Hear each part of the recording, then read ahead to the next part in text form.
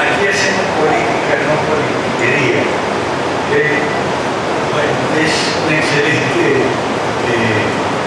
manera de comenzar. Aquí tenemos gente de distintas, que proceden de distintos lugares del país, pero también gente de distintos marcos de referencia. Hay psicólogos, politólogos y economistas o aprendices de psicología, politología y economía, y hay también interesados en el liberalismo, y hay también gente de iglesias. Yo pertenezco también a una iglesia, a la iglesia anglicana. Y en el movimiento Cinco Reformas hay personas de distintas iglesias cristianas, pero también hay gente no cristiana, que es liberal, se siente identificada con el pensamiento liberal, pro capitalismo para todos. Este es el folletico que estamos imprimiendo y distribuyendo de momento por las redes sociales. De momento lo que estamos haciendo es contactan conmigo en Facebook y me envían su correo electrónico por inbox, y entonces yo les envío este folletico en PDF a su email. El folletico se llama Capitalismo para Todos, que es la esencia de nuestra política. Y en cuanto, bueno, nosotros tenemos en 5R gente que no es cristiana, algunos son ateos, otros son agnósticos, escépticos, simplemente no creyentes e incluso indiferentes.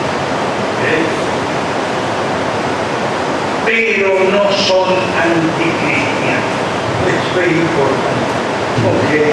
Y los cristianos que estamos aquí, todos estamos muy contentos de tener estas personas que no son cristianas entre nosotros, porque estamos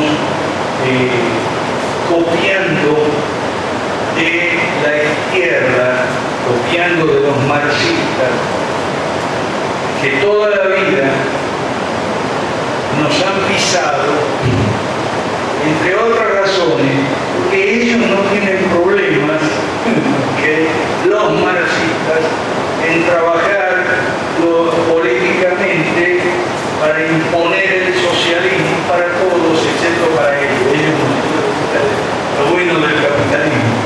Entonces, a ver, las izquierdas en toda América Latina nos han impuesto el socialismo para todos, excepto ellos. Ellos viajan muy bien, comen en los mejores restaurantes, se hospedan en los mejores hoteles.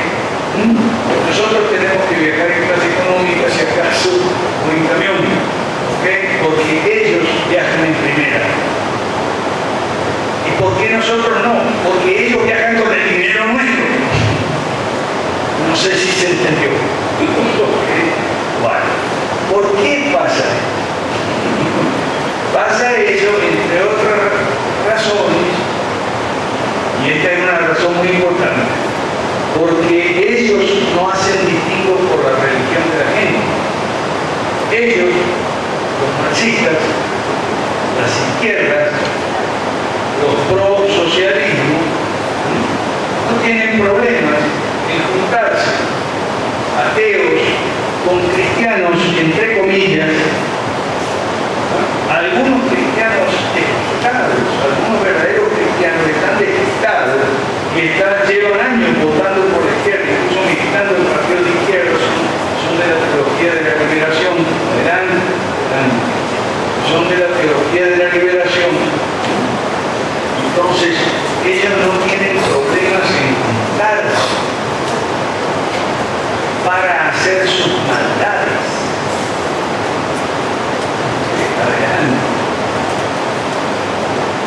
Nos habíamos presentado, a ver si se puede presentar, por lo menos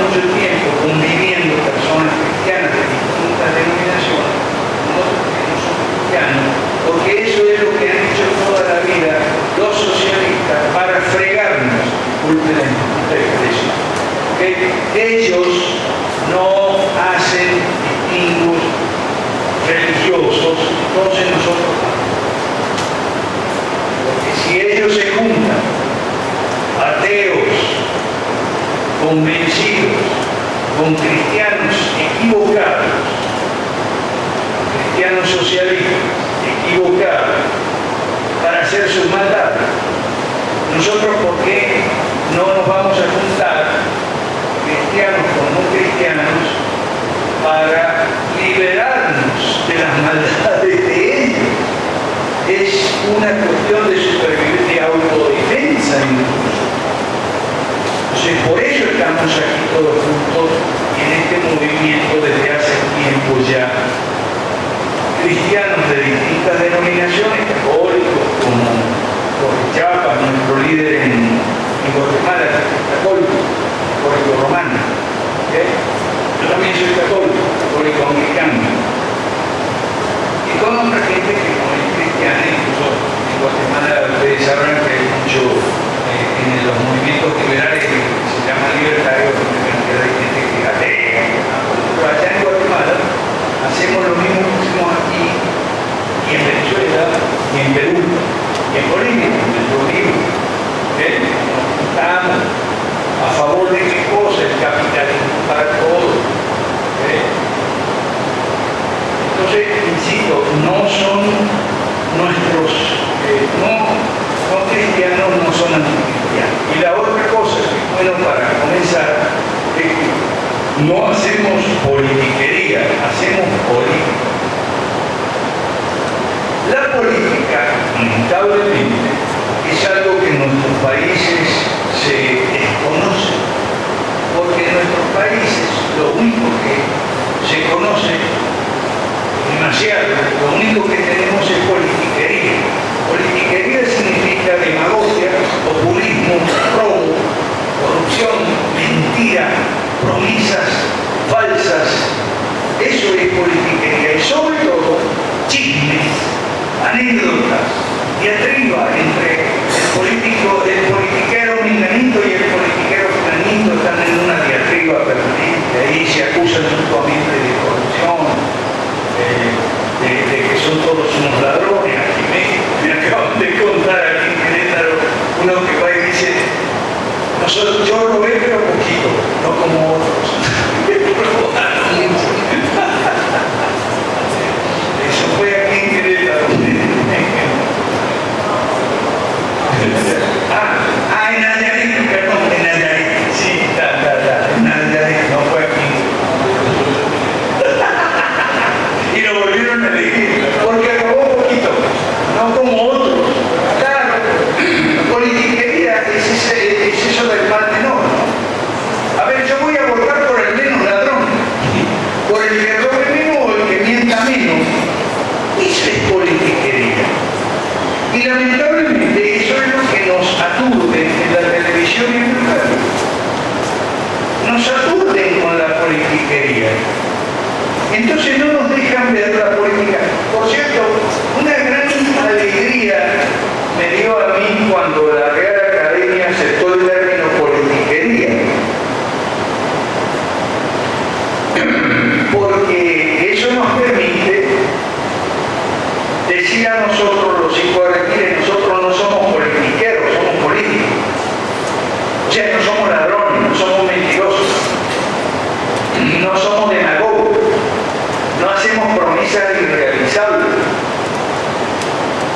Somos políticos, no políticos. Entonces viene, eso nos permite empezar a conversar sobre nuestro mensaje, aclarando a la gente que puede pensar y escuchar y repetir muchas veces que la política es sucia. La política es sucia. No, lo que es sucio es la politiquería, no la política. La política es el arte y la ciencia del gobierno. Y tiene que ver con valores como justicia, paz, convivencia. Y en nuestro caso somos políticos liberales, tienen que ver con gobierno limitado. Con gobierno limitado. ¿Y qué tiene que ver el cristianismo ahí? Lo que tiene que ver, y eso es lo que les explicamos a nuestros compañeros no cristianos, es que una persona puede no ser cristiana, puede no tener la fe que tenemos algunos, pero el concepto de gobierno limitado históricamente nace de la Biblia, se impulsa y se desarrolla con la Biblia. No en Grecia y Roma, como dicen algunos liberales despistados, ahí tipo Vargas Llosa, que no sabrán mucho escribir novelas, pero de liberalismo no saben nada. Lamentablemente esos son los rostros que se presentan como liberales en América Latina. Vargas Llosa, un tipo que apoyó todo el tiempo en Perú a Ollanta Humala, que es un tipo medio nazi ahí, comunista y ladrón, además, él y su esposa. Ellos fueron presidentes del Perú gracias a Vargas Llosa. Lo apoyó y lo sigue apoyando hasta ahora y los defiende. Entonces, hay mucho que aclarar, queridos amigos, mucho que aclarar. El concepto de gobierno limitado históricamente en Occidente y en Oriente también viene de la Biblia. Incluso en la Biblia hay palabras muy claras acerca de la politiquería, no solo de política, porque la Biblia es un manual de ciencia política. Por ejemplo, ayer estábamos conversando acerca de por qué la política, por qué la politiquería es sucia. Vamos a presentarnos. Gracias. Nos estamos presentando.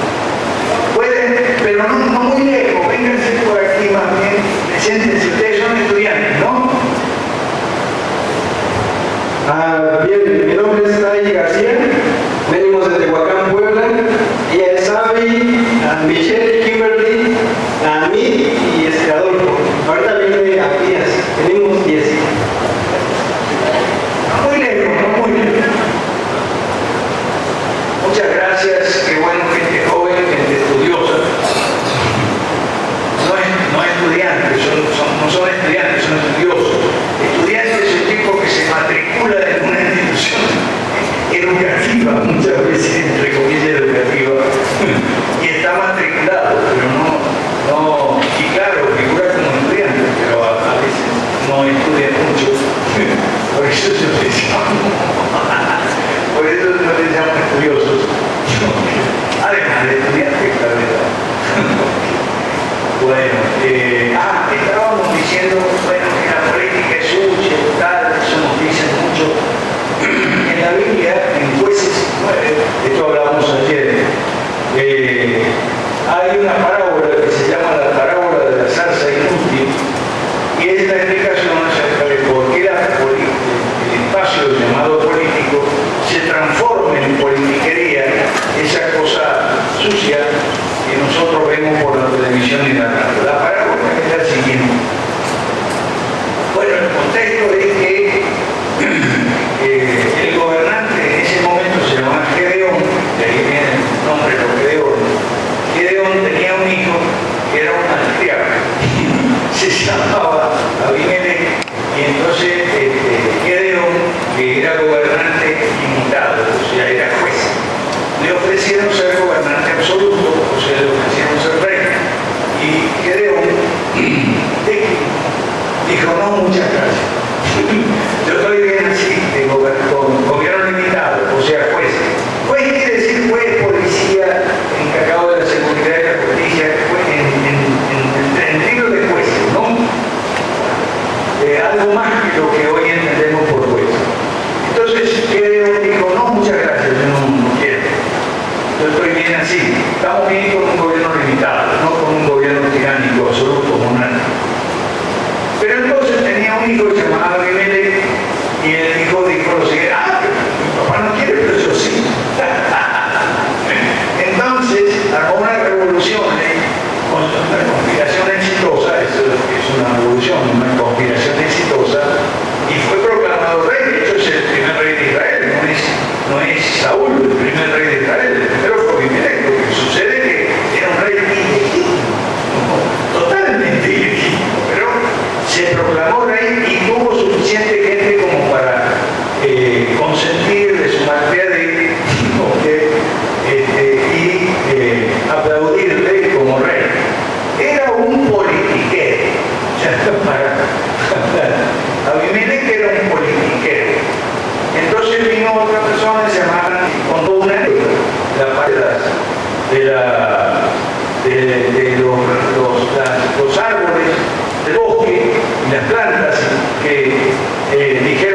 ¿quién va a ser rey entre nosotros? Necesitamos un rey.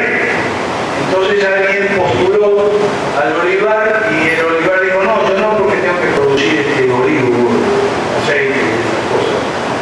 Proclamar, bueno, entonces el nogal, no, porque yo tengo que producir nueces. Entonces si yo voy de rey, ¿quién va a producir las nueces? ¿Okay?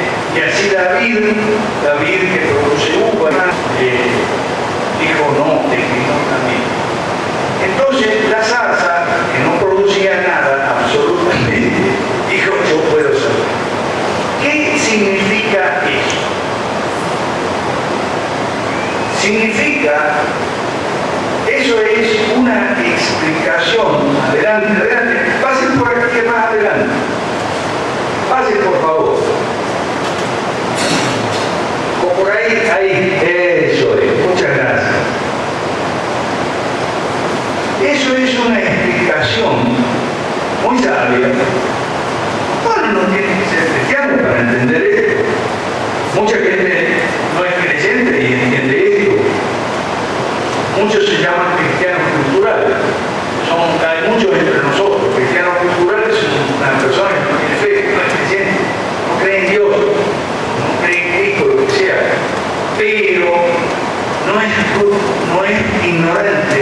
Y entonces no desconoce el aporte de la religión cristiana a las instituciones civilizadas de Occidente y de Oriente. Entonces, por ejemplo, esta explicación es una explicación muy sabia. ¿Por qué la política se ensucia y se transforma en politiquería? Y tenemos que inventar un término para distinguirla de la política y hablar de politiquería y la Real Academia lo admite.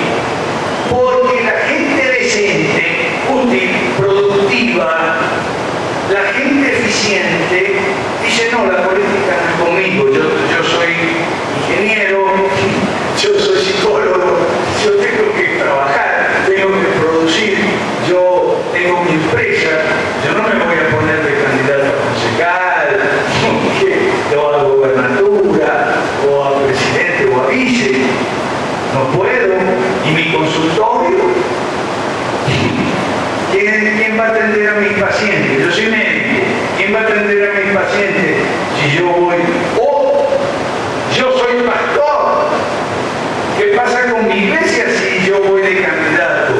¿Quién va a pastorear el rebaño mío? El Señor me encomendó. Bueno, de eso vamos a hablar también. Tenemos muchos ejemplos en la historia, como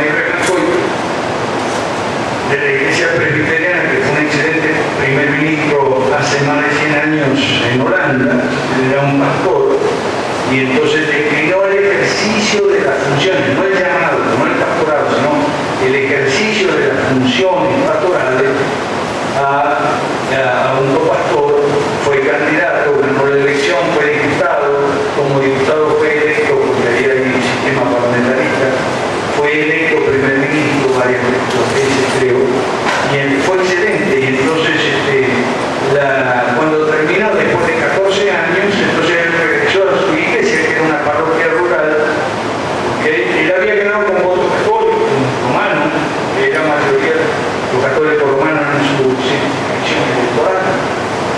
Entonces regresó a su parroquia y siguió en su función pastoral al estilo de Cincinato en Roma. En Roma de la República, ¿no? Bueno, de ahí viene el nombre de la ciudad de Cincinnati, Estados Unidos. Bueno, entonces, ahora voy a ir terminando porque tengo que ceder el micrófono a Román, porque quedamos en hacer comentarios sobre México especialmente. Entonces, como digo, lo que la Biblia enseña y la experiencia corrobora es que la política se ensucia y se transforma en politiquería cuando las personas decentes, honestas, veraces, justas y sobre todo productivas dicen, no, la política no es conmigo, a mí la política no me afecta, no me gusta, no entiendo de política. Yo tengo que decir que desde los 13 años estoy estudiando la política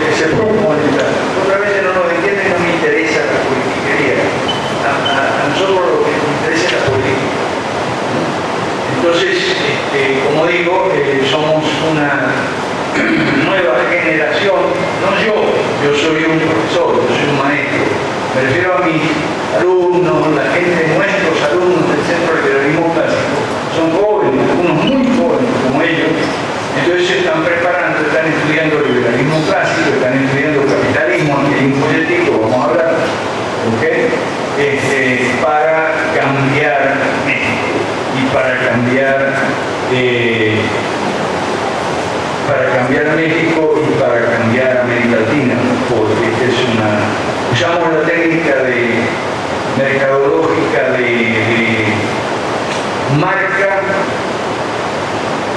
franquicia y branding, para los que conocen algo del tema. Marca, franquicia y branding. Entonces me gustaría que Eric y después Román, antes de pasar a preguntas, dudas, inquietudes, cuestionamientos, observaciones, incluso comentarios críticos. Gracias. Pues esta es solo una pequeña introducción, ¿no? Ahorita, quiero explicarles también un poquito la dinámica. Después de estas exposiciones vamos a abrir los micrófonos, porque seguramente va a haber algunas preguntas y quisiéramos que sintieran la confianza de preguntar también, de poner algunas dudas. Este es el fin también, ¿no? De aclarar términos. Hemos escuchado socialismo, hemos escuchado liberalismo clásico, politiquería, que ya nos explicó un poco el profe cómo la estamos definiendo. Entonces, en México, hablando ya del contexto nacional, estamos sufriendo de una perversión o una inclinación de la política hacia la demagogia.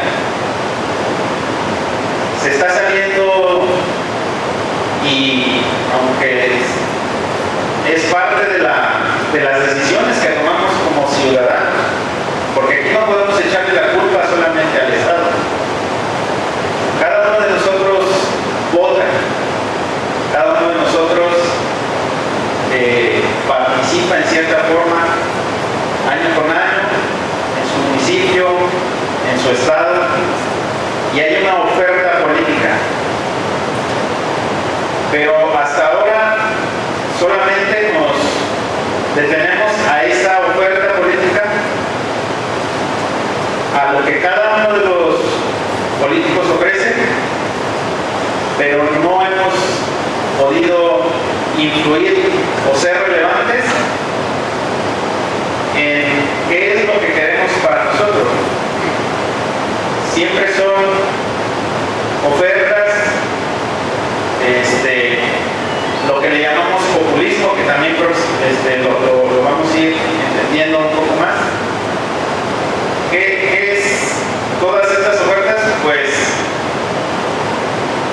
implica algo, implica de dónde van a salir los recursos, ¿no? Ya nos detuvimos a pensar de dónde va a salir el recurso para un apoyo. Entonces, todas esas cuestiones en México, debo decirlo, la sociedad es participante de esa inclinación política hacia, ¿cómo le puedo llamar? Perversión. La palabra se oye fuerte. Se acabaron, al menos en los liberales clásicos, lo políticamente correcto, ¿no? El esconder términos, el usar términos para no ofender. Aquí no queremos ofenderlos, pero sí necesitamos hablar con términos reales. Al Pampa y al vino. Ese es un poco el contexto que tenemos nacional. No tenemos una democracia representativa, tenemos una democracia popular.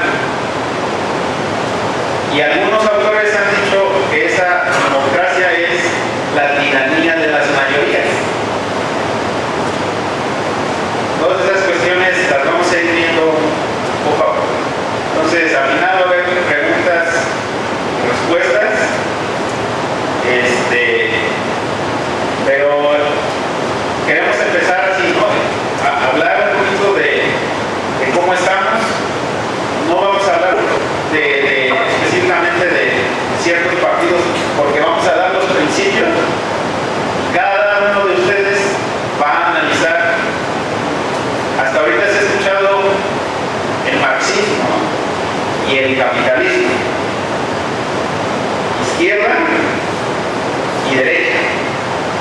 la izquierda, como les digo, están los socialistas y los comunistas. Yo me he encontrado con mucha gente que dice que México es capitalista.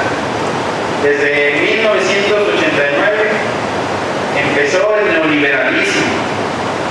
Se empezaron a entregar empresas del Estado hacia los privados, ¿no? Y ha habido toda una manipulación del lenguaje a conveniencia de la politiquería para satanizar al empresario, al trabajador, a ciertas palabras, ¿no? Capitalismo. ¿A poco no han escuchado por ahí que dicen ese capitalismo depredador, devorador, abusivo, maldito cerdo capitalista? ¿No? Hay unos libros así. Disculpen la palabra, pero así es el libro. Yo no se le puse el tema, ¿no? Ya no le puse el nombre a él. Pero incluso el lenguaje tenemos que rescatarlo. ¿Nosotros qué somos? Lo debemos decir claramente. Somos capitalistas, pero no de amigotes, ¿no? No de aquellos que hacen convenios con empresarios, gobierno y empresa, o gobierno e iglesia, gobierno y sindicatos. ¿Qué somos? Somos capitalistas para todos. ¿Qué significa eso? Que a usted se le dieron derechos inalienables, y eso está en la Constitución de los vecinos americanos. Todas las personas tienen 3 derechos básicos, fundamentales, inalienables, irrenunciables. ¿Alguien sabe de lo que estoy hablando? Uno de ellos es el derecho a la vida, el derecho a la propiedad y el derecho a la libertad. Nada más 3 derechos son los que los liberales clásicos estamos anunciando. De ahí hay otros derechos, lo veíamos también, el de libertad religiosa, ¿verdad? Libertades económicas, libertades políticas, y luego me recuerda libertad de expresión y de educación. 5 libertades, 5, pero la madre de ellas es la libertad religiosa. Bueno, y entonces, ¿de dónde salen todos los demás derechos que nos han dicho, ¿no? Y que elección tras elección nos repiten? Tú tienes derecho a la educación gratuita, tú tienes derecho a la salud, tú tienes derecho a una pensión, tú tienes derecho a un transporte y a un subsidio, ¿no? Para las madres solteras. Los niños, como les digo, tienen derecho a la educación desde ahora ya desde la guardería, ¿no? Hasta la prepa, gratuita, dicen. Pero ¿de dónde salen los recursos? ¿Ok? Entonces, ese es nuestro contexto. Creo que no estoy diciendo nada que no hayan oído, ¿verdad? En el contexto actual. Hasta ahí me quiero quedar porque todavía hay muchos temas y quiero cederle también el micrófono a Román de la Rosa. Una vez que terminemos, abrimos micrófonos para preguntas y respuestas y continuamos. También, pausa, tenemos allá atrás cafecito y también allá atrás hay tortitas, pero esas sí tienen un pequeño costo para acercarlas aquí y que no nos vayamos. Entonces, la idea es que se acerquen allá también y el que no desayunó, pues ahí puede comprarse algo, porque acuérdense que también somos capitalistas, ¿eh? todo eso cuesta. Entonces, le cedo el micrófono sin duda que estamos con el ánimo de aprender. Sin embargo, yo creo que la introducción que nos ha dado el profesor Mansuetti también nos lleva a una realidad, que mucho de lo que se va a hablar va a entrar en choque, va a hacer colisión con el adoctrinamiento que desde los primeros años escolares se ha recibido en el sistema de educación pública. Y entonces, para que se procese bien la información que el profesor va a estar compartiendo, tenemos que tomar en cuenta algo que él ha hecho mención siempre: tener la disposición de desaprender para aprender correctamente. Desaprender aquello que creímos que era lo correcto, desaprender todo aquel adoctrinamiento estatista, socialista. Tenemos que desintoxicarnos de él para poder, en ese sentido, asimilar bien lo que se plantea en este movimiento de liberalismo clásico. También es importante destacar que esto que viene impulsando el profesor Mansuetti, del cual ya tiene presencia en varios países latinoamericanos, no es nada nuevo. No es nada nuevo. Europa en un tiempo abrazó esta doctrina política del liberalismo clásico, pero después de la Revolución Francesa es que se vino desplazando, adoptando ya lo que hoy conocemos como la ideología marxista, lo que es el gobierno estatista,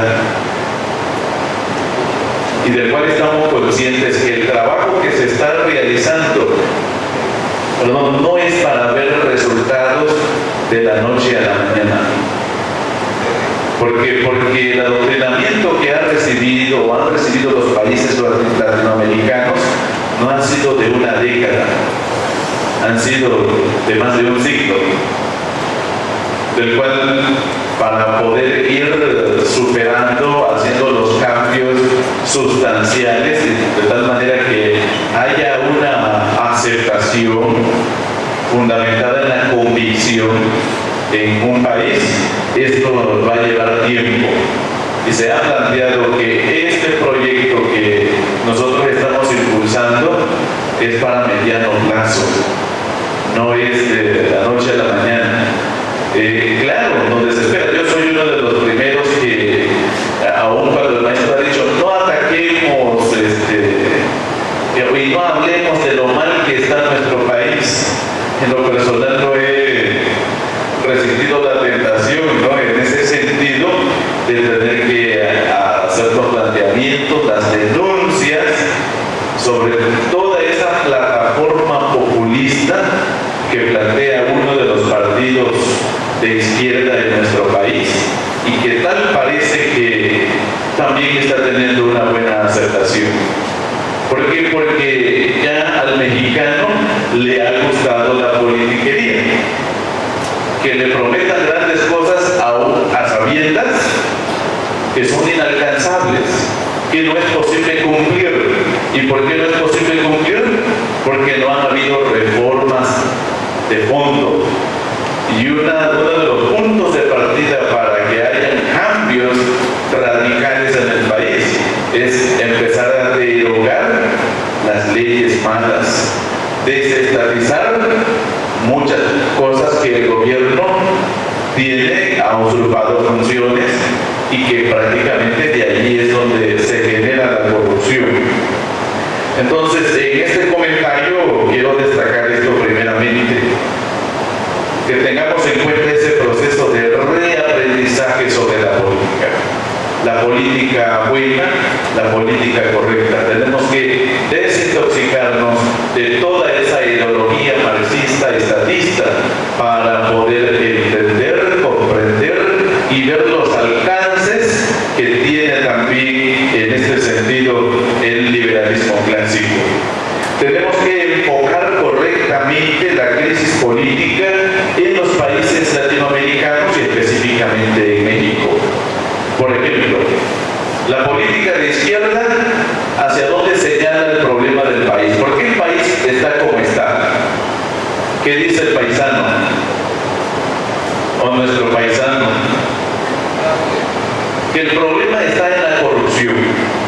el robo descarado, en el fraude, en el desfalco.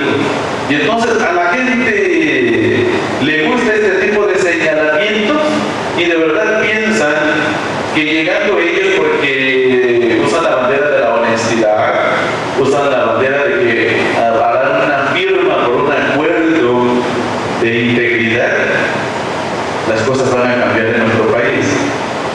Y es un gran engaño. ¿Por qué? Porque no escuchamos que él esté proponiendo que haya gobierno limitado, que se desestaticen muchas funciones que el gobierno está desempeñando hoy en día. ¿Por qué? Porque la raíz del problema en nuestro país, como en muchos países, es el estatismo. No es la corrupción es el efecto que produce el estatismo.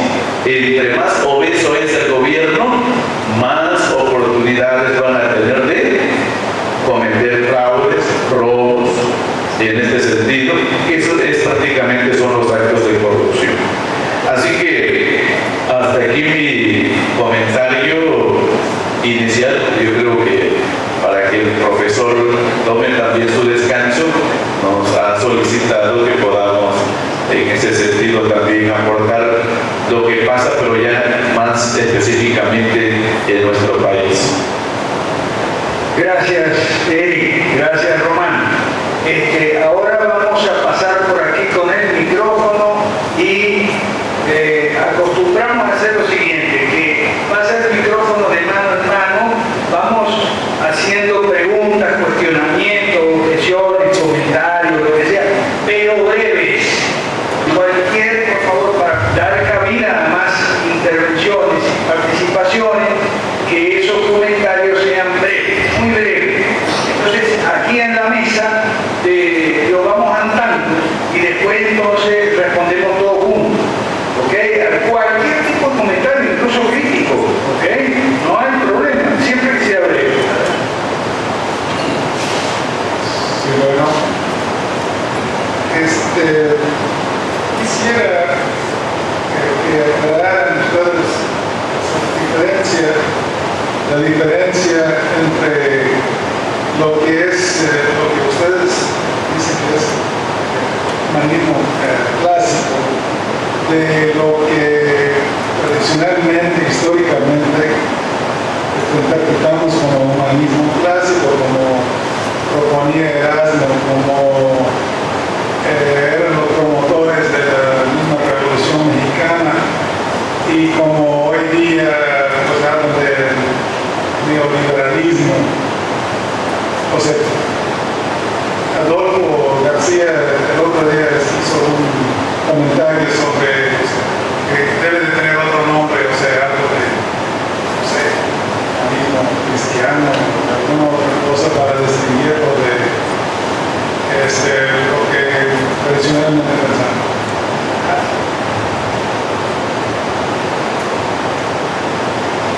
¿Alguien más que tenga alguna duda, alguna crítica, alguna pregunta?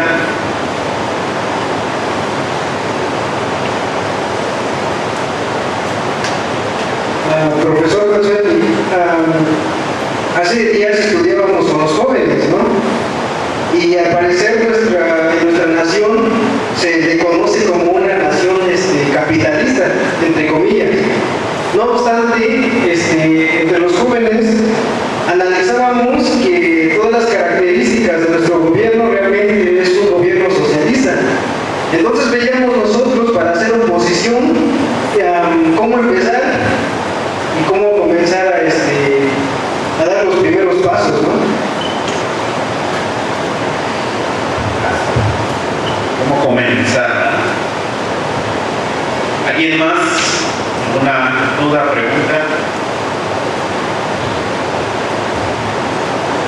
Bueno, mi duda es que, por ejemplo, tengo entendido que es como formar un nuevo partido, ¿sí es así? Lo que me viene a la mente es que hay mucho riesgo, porque según se presume que el gobierno actual mucho es manipulado por el crimen organizado, entonces tenemos que tener valor para emprender esto. Muchas gracias.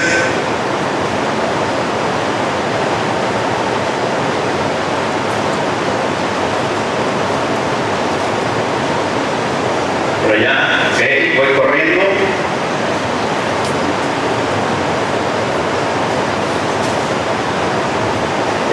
Aquí en México tenemos varios partidos, unos se identifican directamente con la izquierda, pero los partidos de derecha, ¿cómo identificar sus prácticas socialistas que también tienen?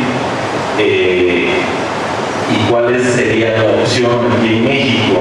Porque si aplicamos esa regla, todos los partidos son socialistas, aunque se llamen capitalistas o se llamen de derecha. Esa sería la pregunta. Muchas gracias, porque son preguntas breves que van directo al grano.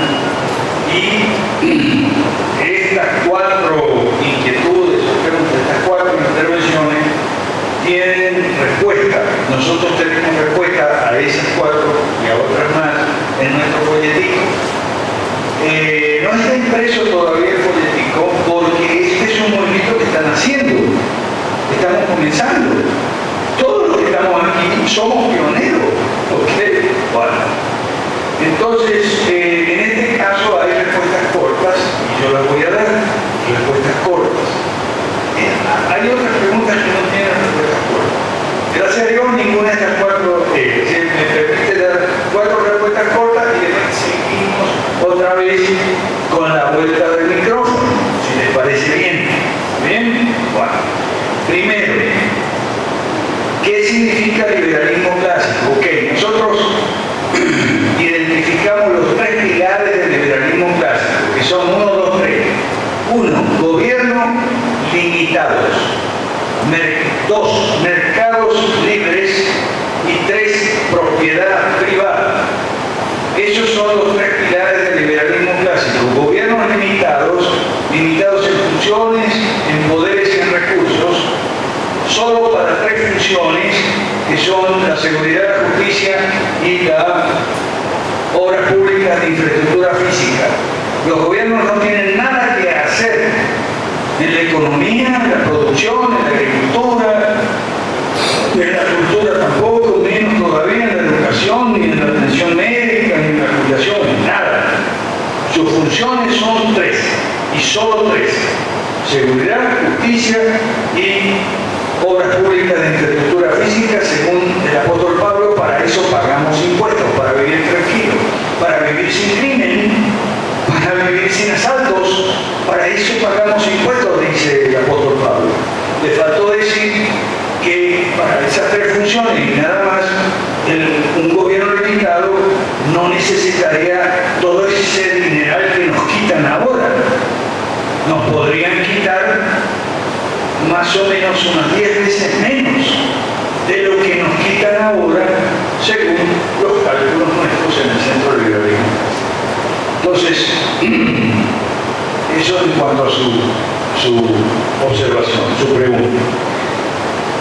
Que México es capitalista, otra respuesta corta. Mire, el tema es el siguiente. Capitalista es toda economía, porque toda economía trabaja con capital. O sea, si no hay capital, no hay economía. El problema es de quién es el capital, quién maneja y controla el capital. Pero decir que una economía no es capitalista es falso, simple y sencillamente, porque capital es un bien económico capaz de producir otros bienes económicos. Una maquinaria, un equipo, una instalación es un capital. La nevera que hay en su casa hoy en día no es un bien de capital si usted la usa solo para guardar su comida. Pero si usted pone una fábrica, una pequeña puesto de sándwiches en su casa y vende sándwiches, si esos sándwiches y el jamón y el queso están en la nevera, su nevera es su capital, es un bien de capital. Se transforma de bien de consumo en bien de capital. Entonces, como en toda economía hay bienes de capital y hay distintas clases de capital, hay efectivo, capital circulante, fijo, etcétera. Toda la economía es capitalista. El tema es, bueno, de quién es el capital, quién lo controla. Entonces hay tres clases de capitalismo. Hay un capitalismo bueno, otro malo y otro peor, mucho peor. El capitalismo bueno es el capitalismo para todos. El capitalismo malo es el capitalismo de amigotes. El capitalismo solo para los empresarios primos o cuñados de los ministros de gobierno de turno. Ese es el segundo, es un capitalismo malo. Ese suele haber en nuestro país, combinado con un tercero que es el capitalismo de Estado.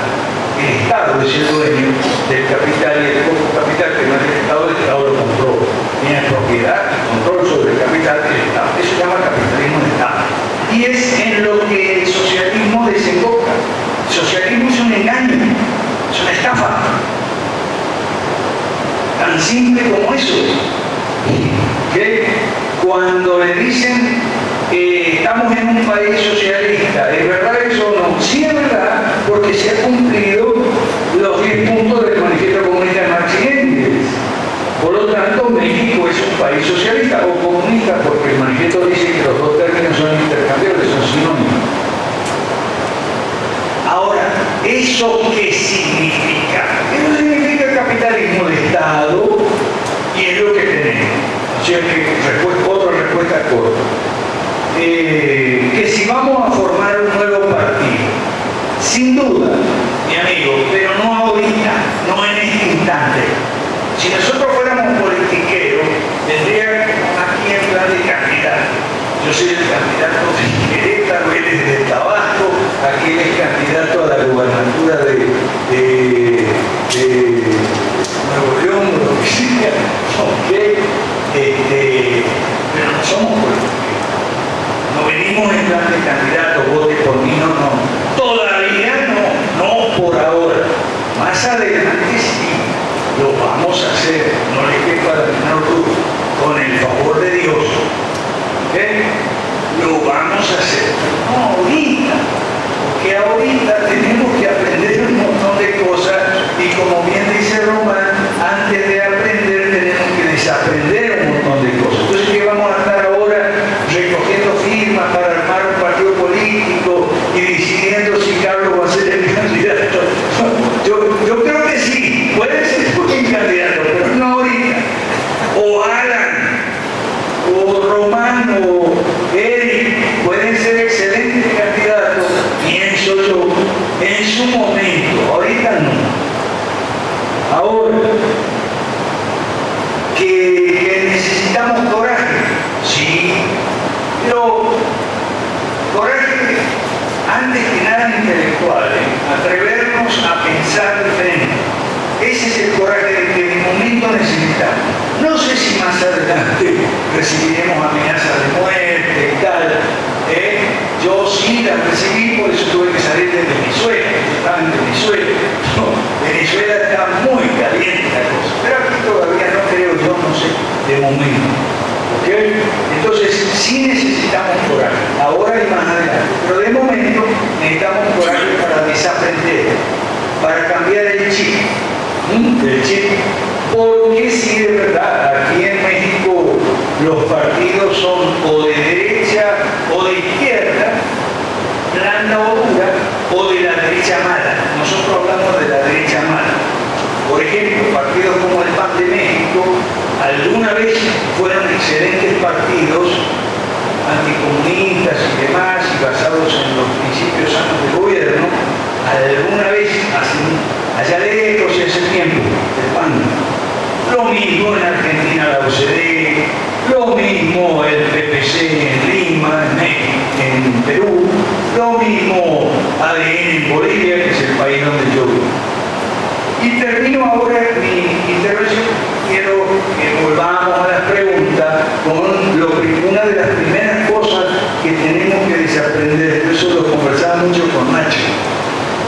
Lo primero que tenemos que desaprender y si es posible cambiar el aquí en México por el aquí en América Latina. ¿por qué resulta que estos países, o sea, el PAN es idéntico a la UCD o al partido que fundó PPK, el PAN es idéntico al partido COPEI en Venezuela, ¿ya? Es idéntico al partido en Colombia, el Partido Conservador, o sea, partidos que fueron alguna vez de la derecha buena y ahora son de la derecha mala. La derecha mala es la que está fuertemente penetrada por el marxismo cultural y con frecuencia en alianza muy estrecha, bailando muy pegado con la izquierda, por lo menos la izquierda blanda, en algunos casos con la izquierda dura, el caso Colombia, por ejemplo. Entonces, ahora lo importante es lo siguiente, que estos países son todos iguales. Olvídese de que aquí en México, no, olvídese de eso, que aquí en México, aquí en América Latina, todos estos países son iguales en cuanto a los problemas de fondo y sus causas, o sea, la corrupción, el crimen, la inflación. Lo único que varía son las cantidades, las cifras, las estadísticas, el peso del gobierno excesivo.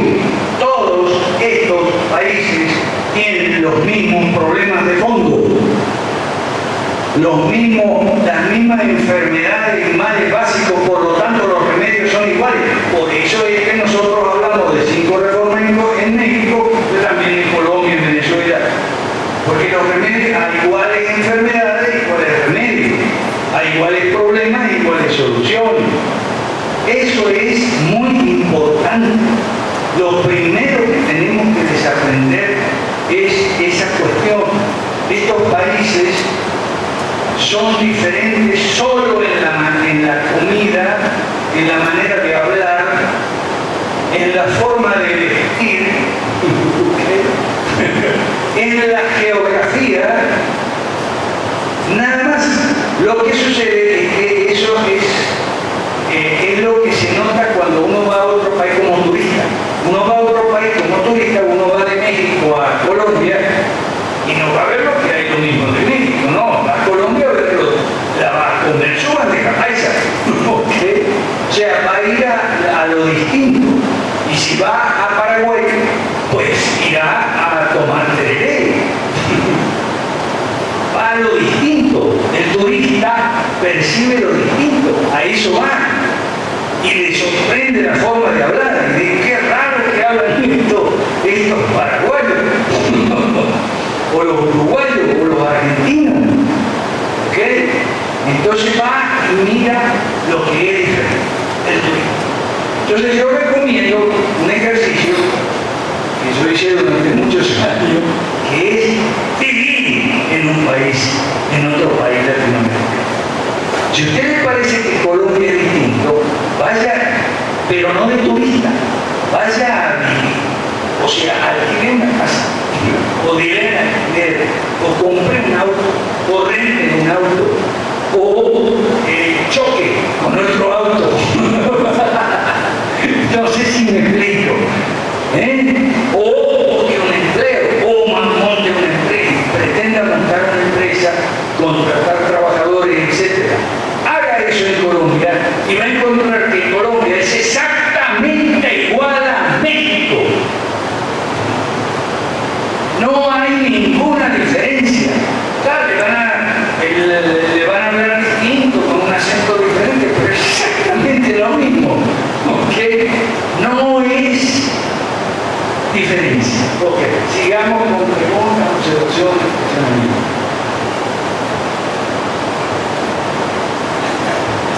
Gracias. A diferencia de los países latinoamericanos, México es totalmente dependiente de sus exportaciones e importaciones de Estados Unidos. ¿Qué haríamos nosotros para no depender tanto económicamente de este país?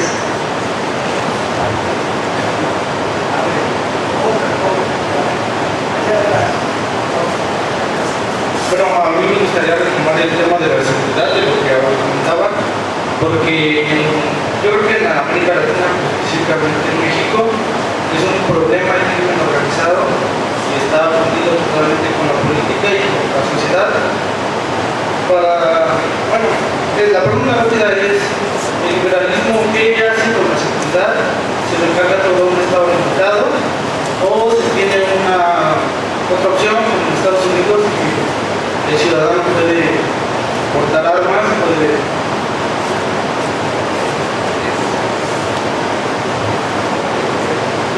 Yo solamente quiero hacer unos comentarios que hay un tiempo estudiando lo que el liberalismo clásico.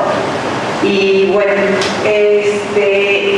veces como mexicanos, y no solamente como mexicanos, sino latinoamericanos, cuando vamos a elegir a un presidente o gobernador, nos vamos por la persona, y lo que tenemos que aprender es a cambiar el sistema político, que es lo que pasa en nuestro país.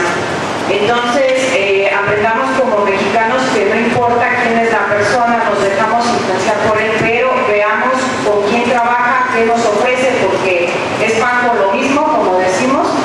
Aquí lo importante es cambiar el sistema político desde raíz, no importa quién lo ofrezca, quién sea el candidato más, a lo mejor, que parezca el más recto, pero si nos sigue ofreciendo lo mismo, es lo que debemos de desaprender como mexicanos a ver, ¿no? O sea, que el sistema es el que está corrompido.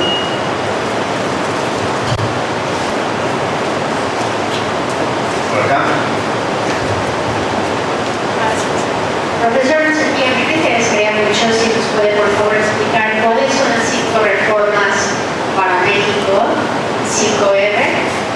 Y por otra parte, me interesaría saber si usted fuese el presidente de México actualmente, ¿qué reformas implementaría, claro, basado en el liberalismo clásico, para realmente hacer de este país un sistema diferente, donde sí fuera la gente quien ganara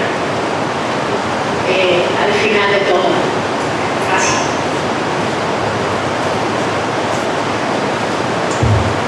Solamente retomar la pregunta que hizo nuestro hermano también, que por qué no el liberalismo clásico cristiano, porque me parece que eso quedó todavía inconcluso.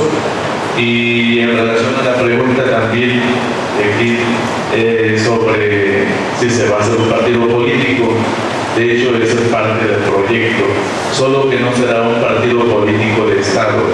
Es decir, la propuesta es que no dependa del Estado en la cuestión de que reciba un presupuesto, porque eso es lo que está pasando también con los partidos en nuestro país. Y por eso hay tantos partidos, porque ya lo ven como un negocio.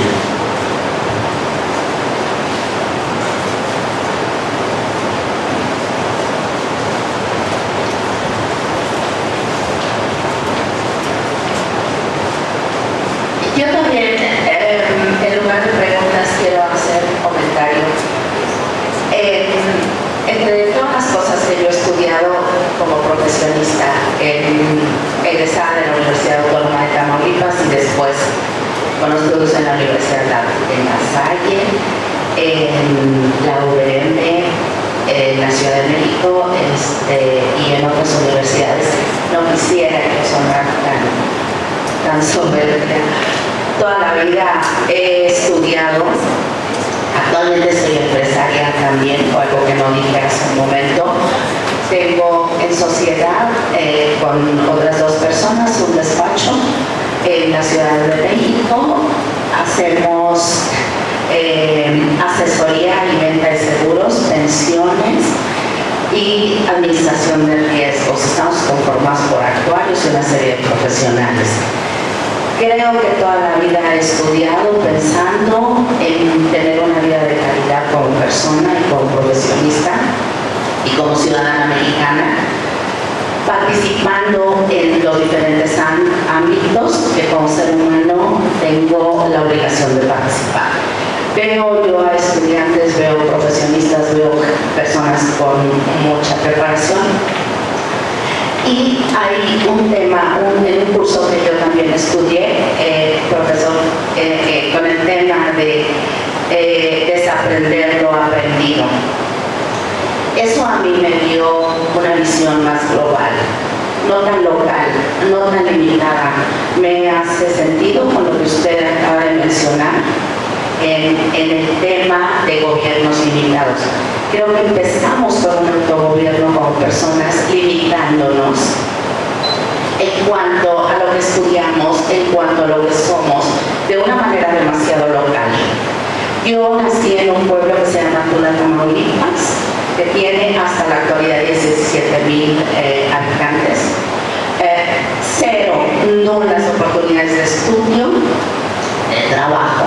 Quizá eso en mi formación fue impositivo, imperativo, para que yo pudiera aprovechar todas las oportunidades que obligatoriamente tengo como persona por el solo hecho de vivir en este mundo y por el solo hecho de vivir en la ciudad, en este país, perdón, y en esta ciudad. ¿Sí? Desaprender lo mal aprendido por legados de otras generaciones, de mi propia familia y de maestros, de carreras, de estudios, de universidades, donde cada quien tiene un sentido y le da un enfoque. Pero este tema que usted menciona, a mí me hizo que abriera la mente, el razonamiento y el espíritu inclusive para poder interactuar en un mundo donde siento que mi obligación es ser productiva en todos los ámbitos, positivamente hablando. Hoy por hoy soy asesora en lo que yo sé hacer, asesora de presidentes municipales en este país de México. Tengo también un diplomado en finanzas públicas, conozco de lo que usted está hablando y yo estoy completamente abierta. La verdad es que se me hace muy productivo, muy nutritivo este tema y que no nos encerremos tanto únicamente en lo que queremos preguntar directamente. Muchas gracias. ¿Tu nombre es? Carmen Coronado. Ok. Muchas gracias, Carmen Coronado. Yo sé que aquí hay mucha gente como Carmen, muy preparada, muy instruida, capacitada y productiva y lista para actuar, y me hace enormemente feliz tener aquí gente. Yo estoy seguro que hay más aparte de Carmen. Le agradezco mucho, Carmen, y a los demás que todos que son profesionales que están por serlo tienen el mismo espíritu de Carmen. Así que muchas gracias. Déjenme por su teléfono y su email, porque nos vamos a necesitar cuando hagamos los partidos y antes, quizás, para colaborar con nosotros. Está invitada a cada uniformar y todo lo demás a integrarse a este movimiento en la medida en que les guste. Pero yo les sugiero que vayan estudiando primero para enterarse bien, para sobre todo ciertos detalles, ciertos pormenores. Por ejemplo, liberalismo clásico cristiano. Sí, hay un blog excelente que se llama así en Estados Unidos, se llama Classical Christian Liberalism. Christian Classical Liberalism, lo pueden buscar ahí, es un blog muy bueno. Entonces, algunos liberales clásicos nos sentimos cómodos con esa etiqueta, pero otros no, porque no se consideran cristianos, por lo menos en lo que hace la fe. Entonces son liberales clásicos nada más. Pero la etiqueta liberal clásico cristiano, o cristiano y liberal clásico, al que le quede bien que se la ponga, no hay ningún problema. Y el que no le cuadre del todo la palabra cristiano, pues liberal clásico nomás acepta, sin adjetivo, no hay problema. ¿Okay? Bueno. México es totalmente dependiente de sus exportaciones de Estados Unidos y también todas las economías son totalmente dependientes de sus exportaciones, a cualquier lado, Estados Unidos o lo que sea. Una economía no crece si no exporta, porque lo más importante en una economía no son son las exportaciones, son las importaciones. Y los jóvenes que estudian comercio exterior no me van a dejar mentir. Lo importante es lo que podemos comprar en el exterior si es que no se produce en el país, porque no todo se puede producir en el país. Esa es la chifladura de los mercantilistas o estatistas económicos. Tenemos que depender de las importaciones. Ahora, para poder tener importaciones necesitamos tener exportaciones, porque es como decir, mire, a mí me gusta vivir bien, me gusta tener una cama, una nevera, muebles, casa y mi casa también. Ahora, para eso tengo que trabajar. Bueno, de la misma manera, si tengo que producir algo de la misma manera y producir algo para el mercado, o sea, para una empresa o para un cliente, lo que sea. Entonces, de la misma manera, una economía nacional, ¿sí? Todas las economías son estrechamente dependientes, vital, socialmente dependientes de su importación. La economía cerrada muere. Pero para poder haber importaciones tiene que haber saldos exportables para que entren divisas, si no puede, papito, mercantilista, estatista, a ver, mamer, como dicen los amigos paraguayos. Entonces, ahora que si las exportaciones o las importaciones también no son diversificadas, o sea, van desde o hacia un mismo país, ¿eso es malo o es bueno? No es bueno, pero tampoco es para tanto, ¿no? O sea, es como decir socios comerciales, o sea, no es un crimen. O sea, sí, tener unas economías más, unos con flujos de comercio exterior más diversificados, está bien para la economía. No conviene enfocarse, casarse, digamos, con este o el otro país. Pero para hacer eso, para hacer eso hay que hacer cambios internos. Por eso cuando Donald Trump empezó a hablar del mundo y los mexicanos empezaron a protestar, falas, entonces yo les decía a los amigos mexicanos, pero bueno, puede ser una oportunidad para hacer los cambios internos que se necesitan para que la gente no tenga que ir a trabajar en California, pues. O Arizona o Nuevo México. En vez de molestarse con el señor Trump, bueno, está bien, el hombre no es nada simpático, más bien es antipático, pero en vez de molestarse tanto contra el señor Trump, ¿por qué no hacemos en México, en Colombia, en Venezuela, los cambios internos para hacer economías capitalistas libres, capitalistas para todos aquí en nuestro país, y así de paso reunificamos la familia, porque regresan los emigrados y traen su dinerito, y eso sería fantástico. Y nos olvidaríamos del señor Trump. Ok, eso es importante. La señora, por ejemplo, Coronel, me dice que ella es muy productiva, sí, no lo dudo. Pero yo le digo que actualmente dentro de este sistema perverso, estatista, social mercantilista, ella es 10 o 20 veces menos productiva de lo que podría ser en una economía capitalista para todos, de capitalismo para todos. Y todos nosotros nos condenan a ser 10 o 20 veces menos productivas. Y eso los amigos estudiantes de economía lo saben muy bien, porque hay unos cuadritos donde se dice cuántas horas de trabajo para cada calidad de trabajo necesita usted para comprarse un par de zapatos en México o en Estados Unidos o en Suiza o en Hong Kong. Y entonces resulta que México, Colombia, Venezuela son países donde usted para comprar un par de zapatos necesita trabajar 10 o 20 veces más. Eso porque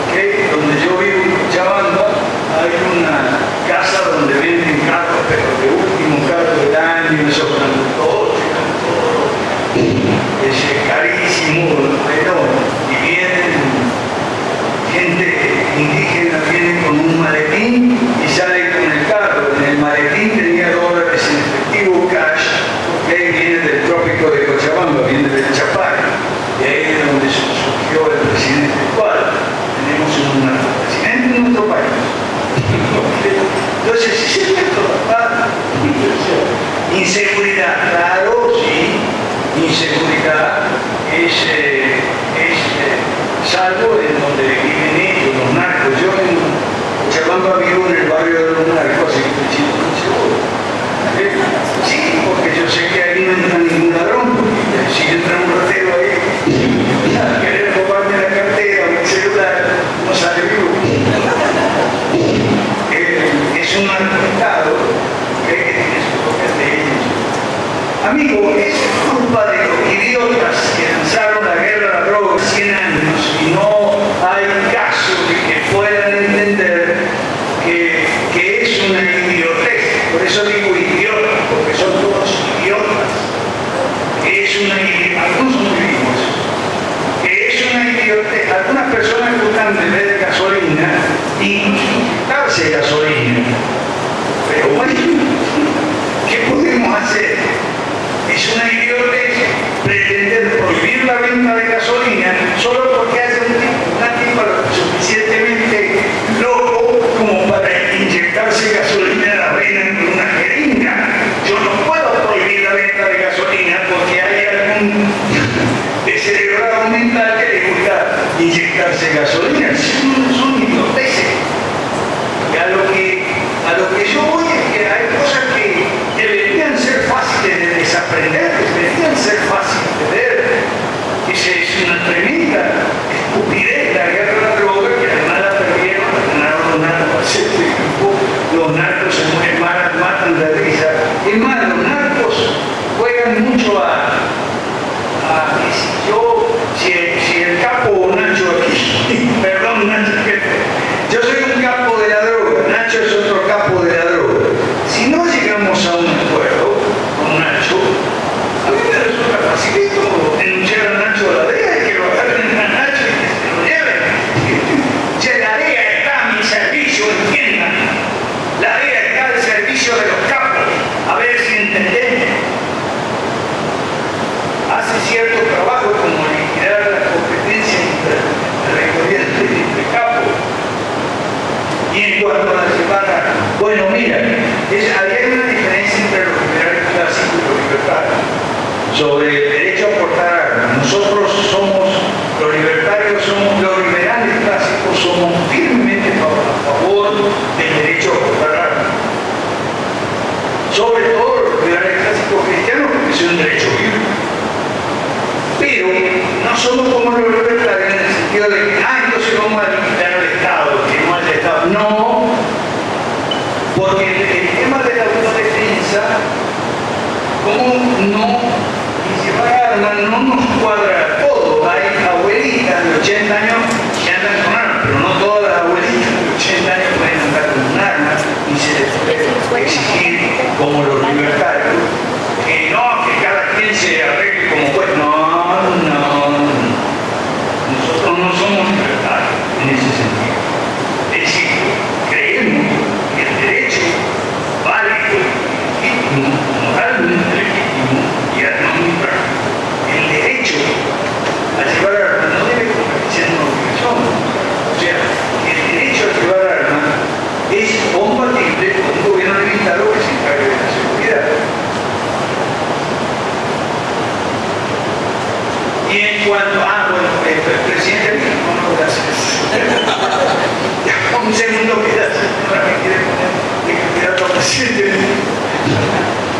5 reformas, sí, muy fácil. Miren, las 5 reformas son: 1, política; 2, economía; 3, educación; 4, ejercicio médico, que llama salud, ejercicio de la atención médica; y 5, jubilación, gracias.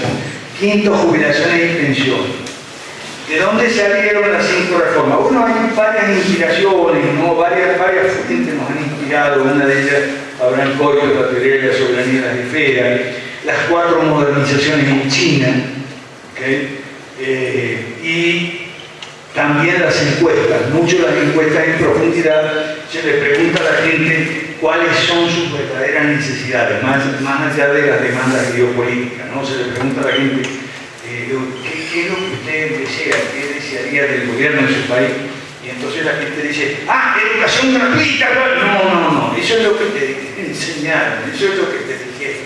Eso es el veneno socialista. Tú no necesitas educación gratuita, tú lo que necesitas es educación. ¿Ok?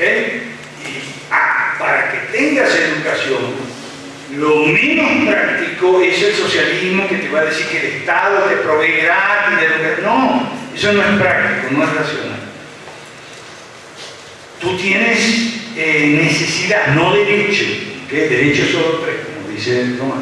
Tú tienes necesidad de educación, ¿okay? Y de calidad, etcétera.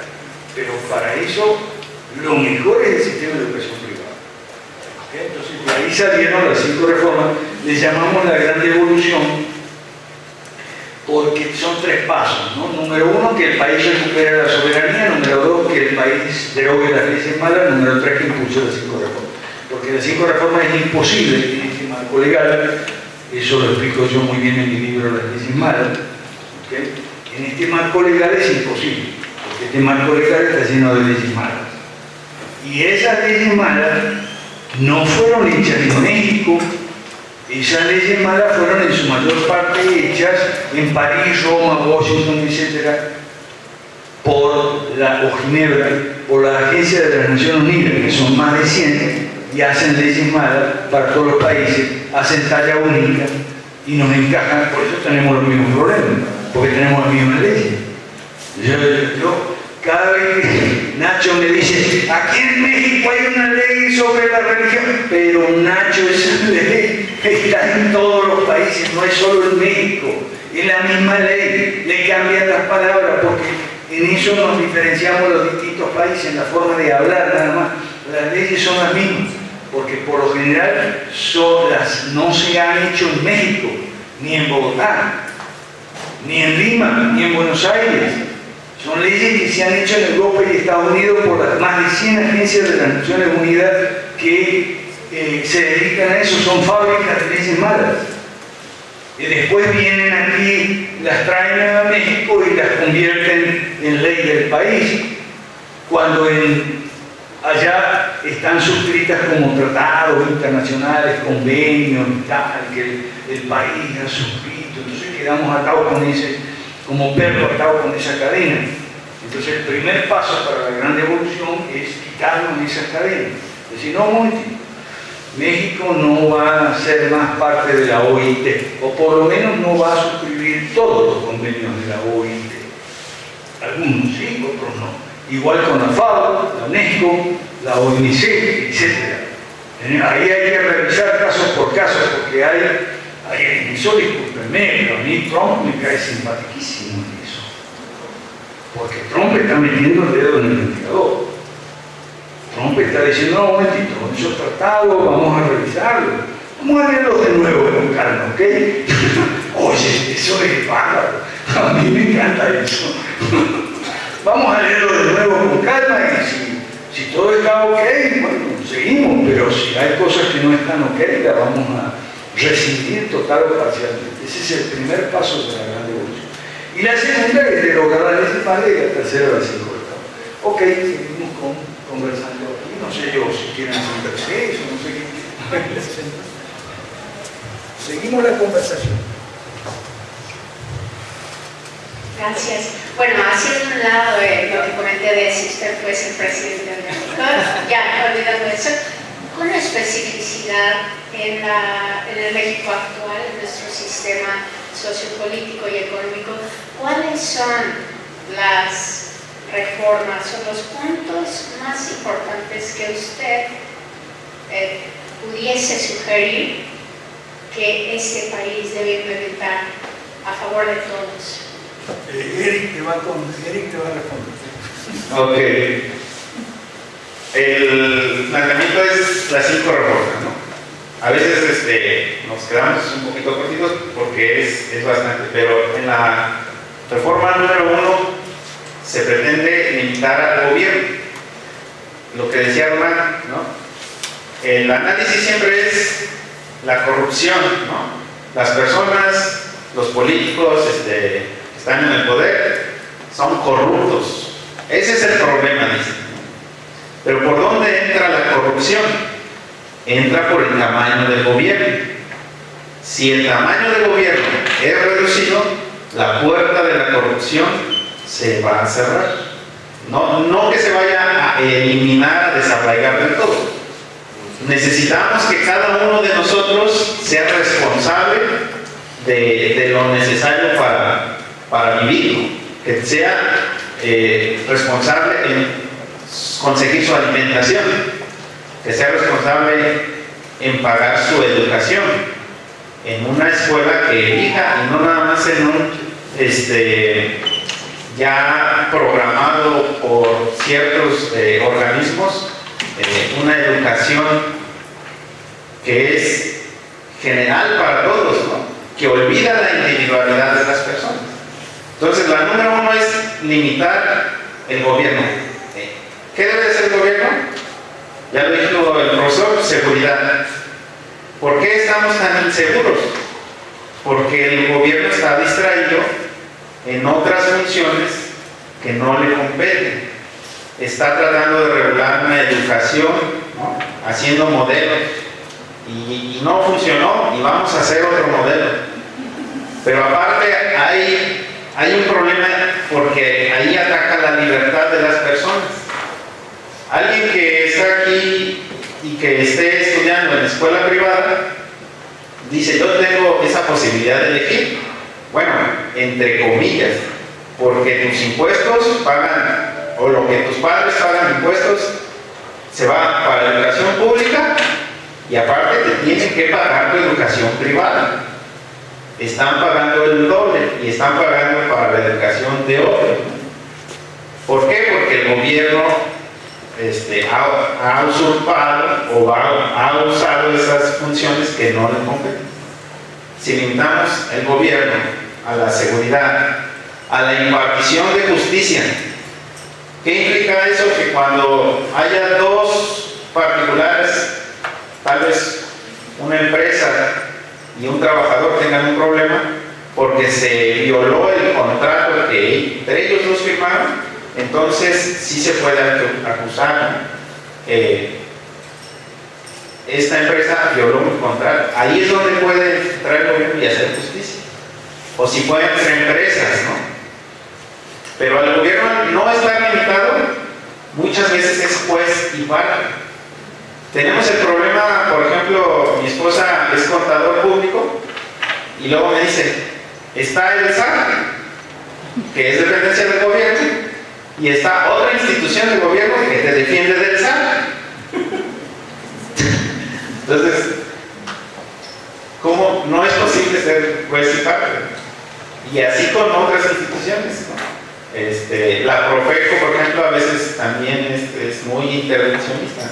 A veces sí defiende bien, pero a veces hay colusión. Entonces, si apartamos al Estado de esas actividades del comercio, por ejemplo, ¿no? Esa es la segunda reforma: mercados libres.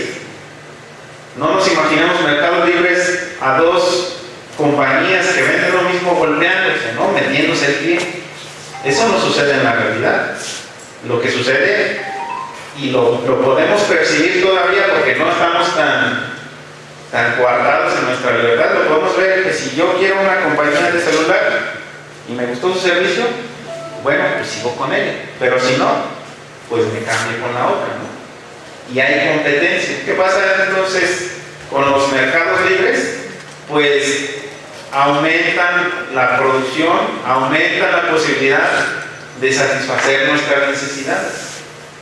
Pero ustedes vean lo que sucede en nuestro país, y hay muchas cosas que están controladas. O sea, una canasta básica, ¿quién define que haya huevo en la canasta básica? Que el arroz esté dentro de la canasta básica, que el frijol esté dentro de la canasta, el maíz, y diga el gobierno: esto no sube de precio porque está en la canasta básica. Entonces, hay mucha intervención. Mercados libres implica que a los agricultores puedan producir, y va ligado a la seguridad también, porque se dice que hay cultivos prohibidos. ya sabemos cuáles son esos cultivos prohibidos, ¿no? La cannabis y otras, ¿no? En Estados Unidos se está probando, me parece que es en Colorado, y se liberó. Creo que el año pasado tuvieron, puede que me equivoque, pero fueron como 7 billones de dólares por la producción, y hubo trabajo, y las personas deben ser responsables en su consumo. Ahí que implica que también como padres de familia sobre nuestros jóvenes debemos de volver a tomar la responsabilidad de educarlos y decirles: si te metes cosas te va a ir mal, pero no esperes a que el gobierno te resuelva todo en tu vida, ¿no? Eso es lo que nos ha pasado. Vamos tantito por ahí. Esta es la segunda reforma. No sé si vamos bien. ¿Ok? Educación. Una necesidad y no un derecho. La educación, como dijimos, hoy está normada por la SEP, ¿no? Si le decimos al Estado: no, tú limítate de eso, deja a los particulares, entrégale las instituciones a los maestros, las universidades. Otra vez, que los padres sean responsables por la educación de sus hijos, ¿no? ¿A dónde los quieren mandar? Si eso lo hacemos, igual las universidades entrarán en competencia. No es que las caras sigan con ese precio, porque habrá competencia de otras que empiecen a emerger con nuevos modelos o con nuevas ofertas educativas, y las caras van a decir: no, pues me estoy quedando fuera del mercado.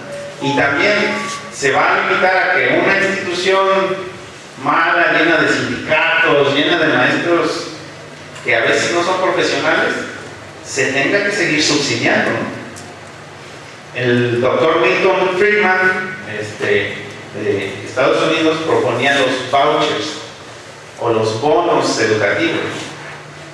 Eso es cambiar un poco, eso está incluido dentro de las reformas, para cambiar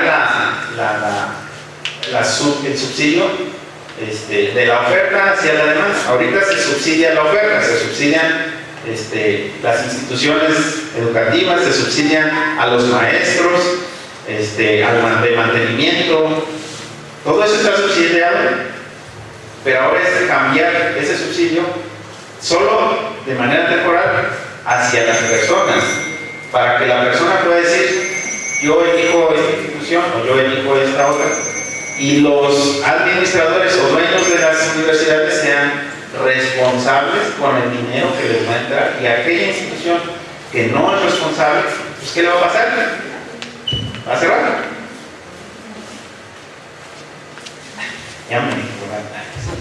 No, esa es la tercera educación. La cuarta es igual, la quinta también, la cuarta es medicina, y la quinta es sistemas de jubilaciones y pensiones, igual.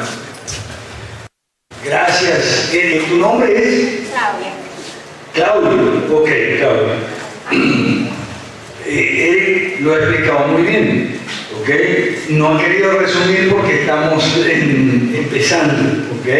Por eso te ha dado una excelente explicación. Pero yo puedo, para ganar tiempo, resumir, ¿ok? Bueno, la una es la reforma política del Estado, o sea, de los gobiernos nacional, departamental, o sea, Estado, municipio, etc. Reforma de los gobiernos y los partidos políticos. Muy resumidamente, ¿ok? Los gobiernos se reducen a sus funciones propias, no básicas ni esenciales, porque es un lenguaje un poquito impreciso. Los gobiernos se reducen a sus funciones propias, que son tres: seguridad, propiedad, libertad. O sea, seguridad, justicia y obras públicas de infraestructura. Y los partidos se liberan y se privatizan. ¿Qué quiere decir eso? ¿Acaso los partidos hoy son del Estado? Sí. Las leyes del partido político convierten a los partidos en brazos del Estado, porque a cambio de los subsidios el Estado, con dinero de todos los contribuyentes, le da a los partidos políticos, se le exige a los partidos políticos tales y cuales requisitos, una lista larga de parámetros ideológicos, organizativos, etc. Eso es ridículo, eso no tiene por qué ser así.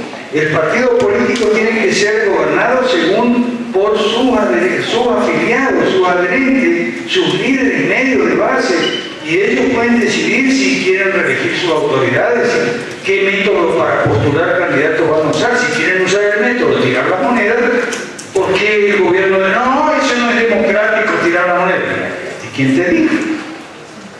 Entonces, la primera reforma, número 1, política, es reducir los gobiernos a sus funciones propias y liberar a los partidos políticos. Es muy importante. Tenemos leyes de partidos totalmente antidemocráticos. ¿Por qué van a usar mis impuestos para financiar al PRI si no soy del PRI? O del PAN si no soy del PAN.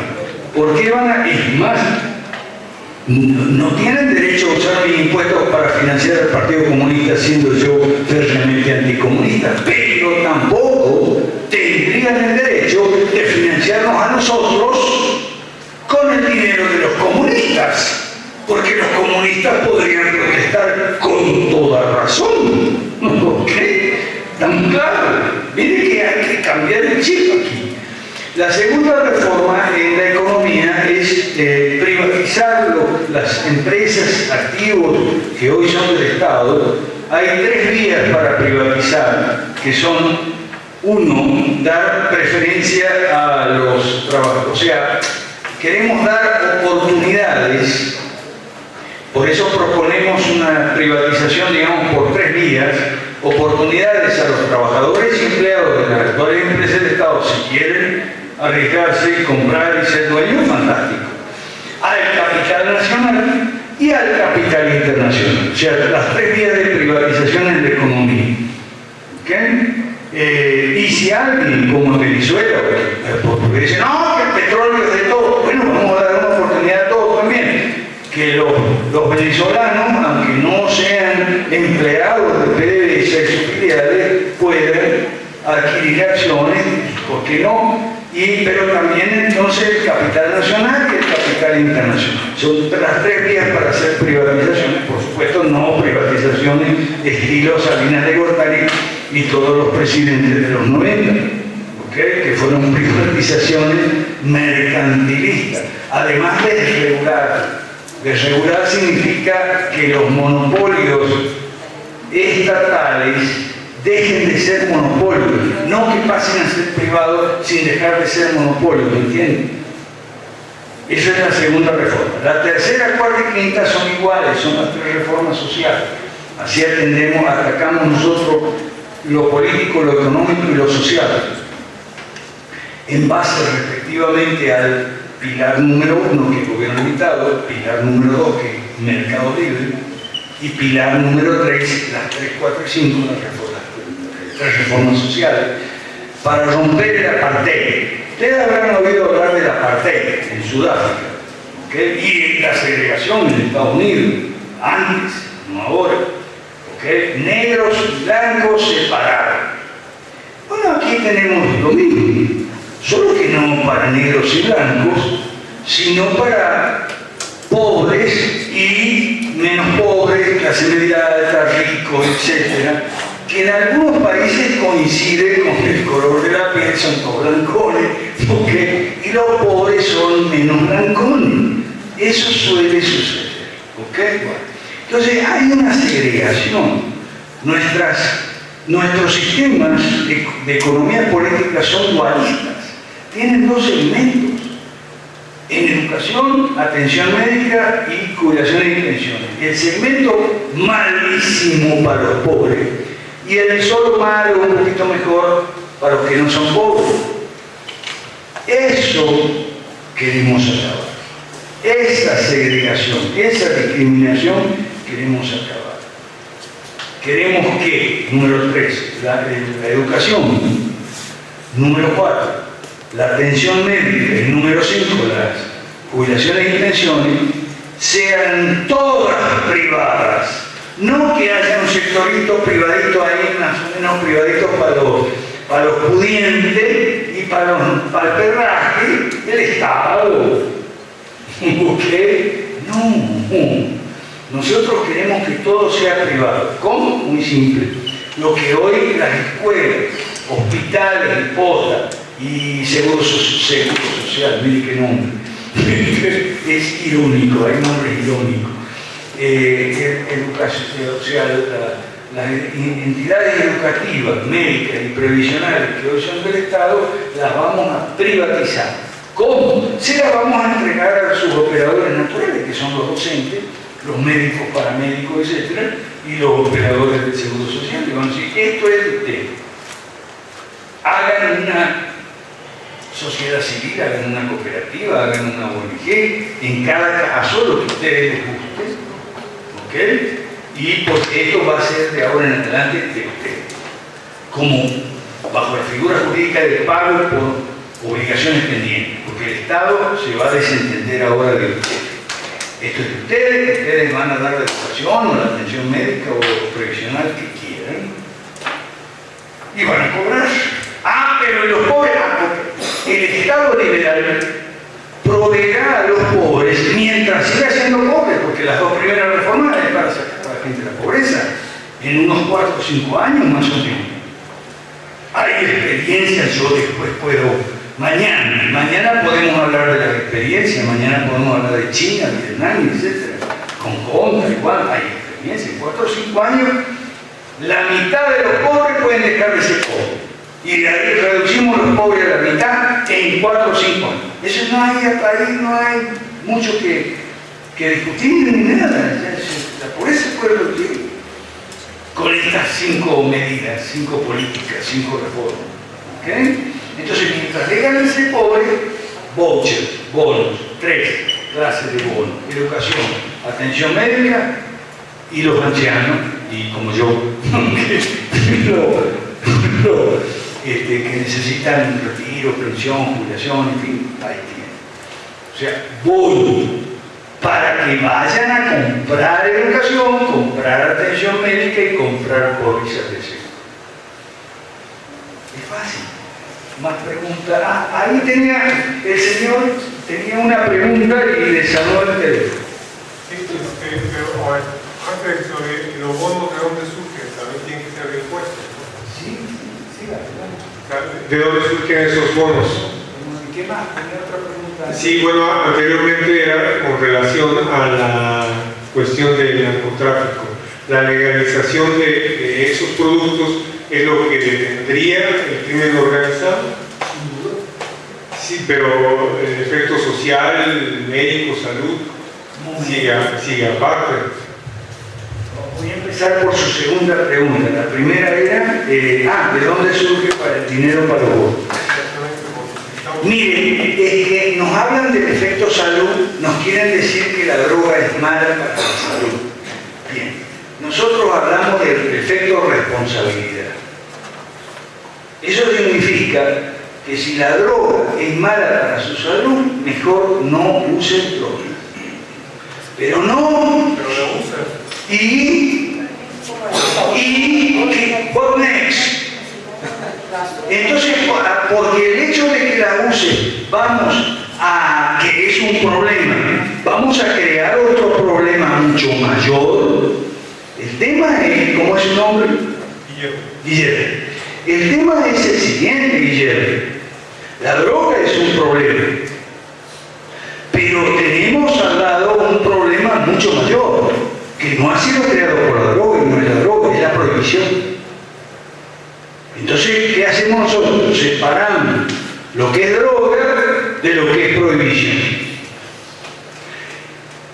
Guillermo, para que te quede más claro, nosotros no vamos a resolver el problema de la droga, no lo va a resolver nadie. Lo que nosotros planteamos que queremos resolver y vamos a resolver es el problema de la prohibición. El problema de la droga ya será cuestión de la familia, de las iglesias, de alcohólicos anónimos, narcóticos anónimos, ya que tendrán mucho más recursos, porque seremos una sociedad rica, una economía próspera, en crecimiento. Entonces ya no hay organizaciones voluntarias como las hay por montones hoy en día. Lo que sucede es que no tienen dinero, no tienen recursos para atacar el problema de la droga, que a ti te preocupa y a mí también, ¿por qué no? Pero lo que queremos es que la gente se acostumbre, se reprograme, a diferenciar que una cosa es el problema de la droga y otra cosa es el problema de la prohibición. Y que la legalización no va a resolver el problema de la droga, pero sí el de la prohibición, los problemas de la prohibición. O sea, violencia, compra de funcionarios, narcocampañas electorales, narcogobiernos, narcopresidentes, narcogobernadores. Eso es lo que vamos a resolver. No vamos a resolver el problema de la droga, pero sí vamos a crear oportunidades para que iglesias como la de él o como la mía, organizaciones voluntarias, qué sé yo, el Rotary, el Club de Leones, disponga de recursos suficientes como para instalar, no sé, centros de desintoxicación, ese tipo de cosas, y pagar psicólogos y psiquiatras y médicos y procesos de desintoxicación y demás, a los cuales hoy tienen acceso los ricos. O sea, los drogadictos ricos pueden ir y pagar por lo del apartheid, ¿me entendió? Ve cómo se conectan los temas, por eso las 5 reformas son inseparables. Se conectan los temas, porque se conectan los problemas. Entonces, el apartheid. Hoy tenemos ahí en ese tema un apartheid. Un drogadicto rico puede pagarse una rehab en California o en donde sea, porque, sin problema. Pero el pobre chingón de la calle, no, ese no puede. Bueno, ¿de dónde van a salir? Y están conectadas sus dos preguntas, apuntan a tópicos que están interconectados.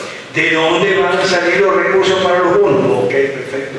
En la primera reforma yo me olvidé de mencionar porque se me fue demasiado la síntesis muy expuesta. Me olvidé de mencionar el impuesto de las 3 U. Las 3 U. Para responder directo a la pregunta de dónde va a salir el dinero para pagar. En primer lugar, la seguridad, justicia y obra pública de infraestructura. Usted dice que esos 3 son funciones propias del Estado y van a seguir. Es más, van a mejorar muchísimo. Yo sé lo que te digo. Hay experiencia. Mañana vamos a hablar de las experiencias. ¿Okay? Y el tema es que las 2 primeras reformas van a generar un shock de oferta con deflación y va a haber mucho más dinero en la economía y va a poder pagarse un impuesto de las 3 U que llamamos único, uniforme y universal. Único significa que toda la catarrada de impuestos que hay ahora la vamos a botar al cubo de la basura y vamos a reemplazar todos esos impuestos por un solo impuesto. Por eso la primera de las 3 U es único. Ese impuesto único va a ser uniforme además de único, o sea, no va a ser progresivo. La progresividad del impuesto es un principio marxista, está en el manifiesto comunista. ¿Okay? El principio nuestro es la uniformidad del impuesto, no la progresividad. O sea, todo el mundo va a pagar lo mismo. Bueno, por supuesto que gane va a pagar más, pero es la misma tasa, entre un 5 y 10% recontraalcanzaría para todo lo que nos propone. Único, uniforme y universal, no excepción. A pagar todo el mundo. A pagar lo mismo, pero no pagar nada. O sea, impuesto perfecto. ¿Qué más? Yo quiero hacer unos comentarios de la pregunta de la que era la psicóloga. Desgraciadamente este es un proyecto no a corto plazo, es a mediano. Entonces, lo primero que se tiene que hacer como país en Latinoamérica es cambiar leyes malas para poder entrar a estas 5 reformas. Hay un catálogo de las leyes malas entre ellas como el controlar, que va unida a la pregunta de las drogas. En México recuerdan que como hace 3 años, si no me equivoco, se grabaron los azúcares.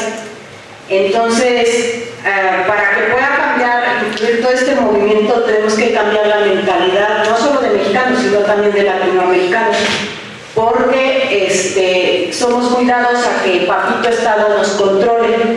Entonces nos ha ido quitando responsabilidades y entre ellas van nuestros hijos.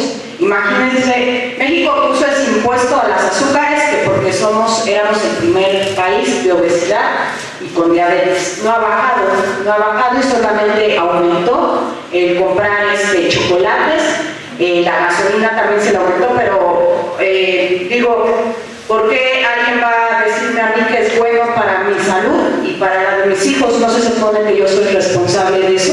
Entonces tenemos que cambiar esa mentalidad para poder salir adelante. Apenas estamos empezando este proyecto. Quien en verdad se interese por un cambio en México, conozca este movimiento de las 5 reformas. Hay respuesta para todo, como dice el profesor, está en la página del Centro del Liberalismo Clásico, hay muchos artículos y es todo un proceso para trabajar, no es a corto plazo. Por desgracia, muchos nos preguntan por quién votamos en estas elecciones, entonces no es un proyecto que se pueda cambiar, porque para cambiar esto tenemos que cambiar leyes malas, ¿no? Entonces para eso tenemos que tener diputados, senadores. En Perú pues ya llevan ventaja, o sea, somos varios en Latinoamérica, no es solo México, es todo un proyecto. Entonces quien se interese, pues esto va a ser más días y también hay más información más adelante. Hay un concepto que es la incubadora, ¿verdad? Eso vamos a hablar también. Ahorita estamos en la etapa de huevo, ¿sabe? Para llegar a gallina, todavía nos falta. Falta pollito. Después sí, pollito, etc. Vamos a tomar un receso, ya los veo con un poco de hambre, yo sí. Aquí nos trajeron de comer a precios accesibles. Nos vamos a ir a las 3 de la tarde, no hasta las 6, porque sí es largo y aparte aquí hasta las 3 nos permiten. Vamos a pasar a degustar algo y volvemos a nuestros lugares. 20 minutitos más o menos. Ya